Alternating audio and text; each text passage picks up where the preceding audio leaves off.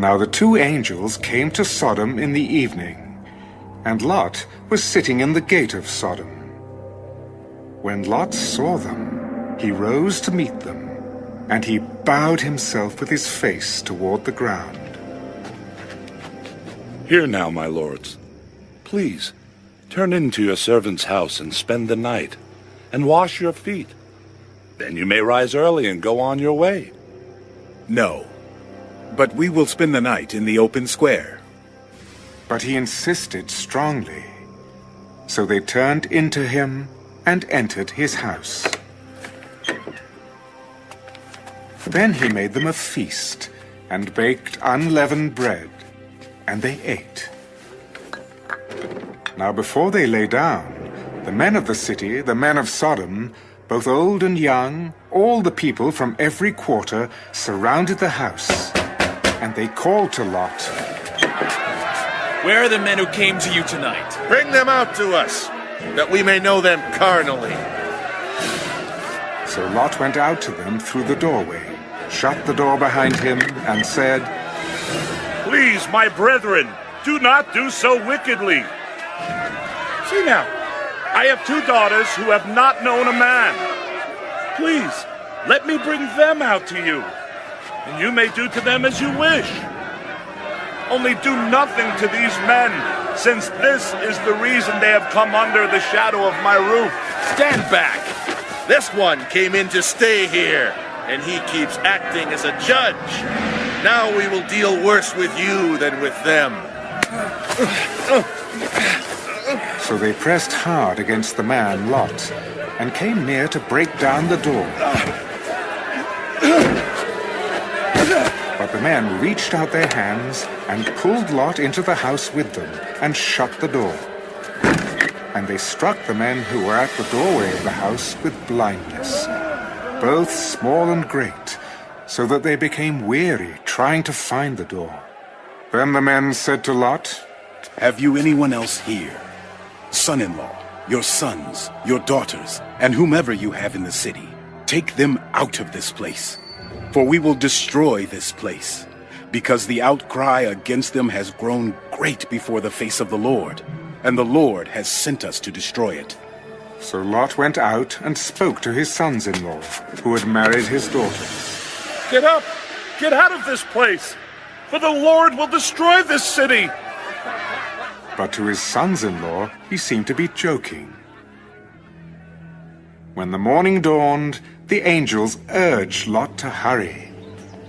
Arise, take your wife and your two daughters who are here, lest you be consumed in the punishment of the city.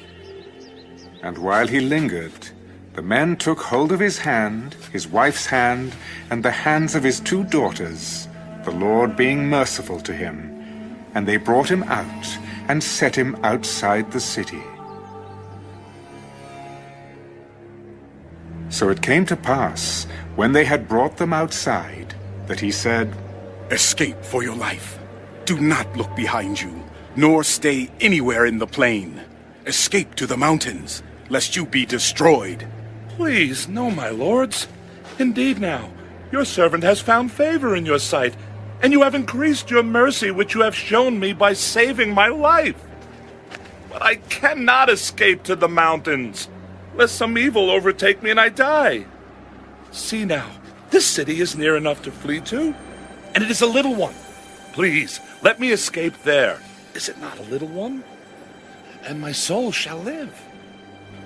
See, I have favored you concerning this thing also, in that I will not overthrow this city for which you have spoken. Hurry, escape there, for I cannot do anything until you arrive there. Therefore the name of the city was called Zoar. The sun had risen upon the earth when Lot entered Zoar. Then the Lord rained brimstone and fire on Sodom and Gomorrah from the Lord out of the heavens. So he overthrew those cities, all the plain, all the inhabitants of the cities, and what grew on the ground.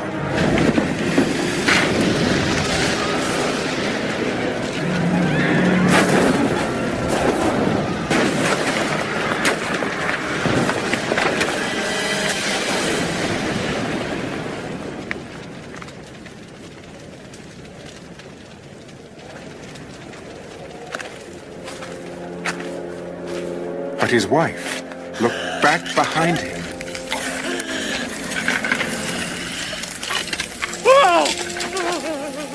And she became a pillar of salt.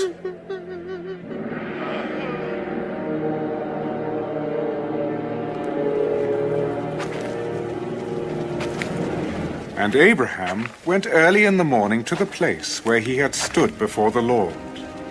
Then he looked toward Sodom and Gomorrah, and toward all the land of the plain, and he saw, and behold, the smoke of the land, which went up like the smoke of a furnace.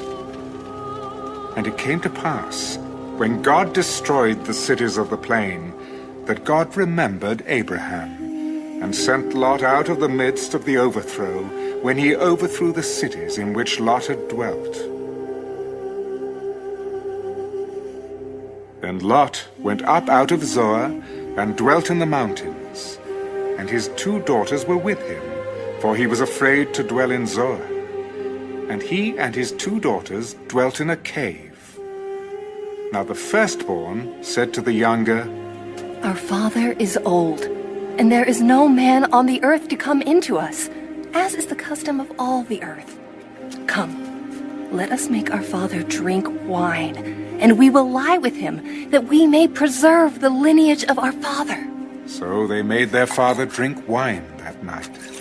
And the firstborn went in and lay with her father.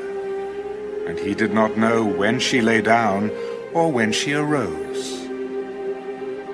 It happened on the next day that the firstborn said to the younger, Indeed, I lay with my father last night. Let us make him drink wine tonight also, and you go in and lie with him, that we may preserve the lineage of our father. Then they made their father drink wine that night also. And the younger arose and lay with him, and he did not know when she lay down or when she arose. Thus both the daughters of Lot were with child by their father. The firstborn bore a son, and called his name Moab. He is the father of the Moabites to this day. And the younger, she also bore a son, and called his name Ben-Ammi. He is the father of the people of Ammon to this day.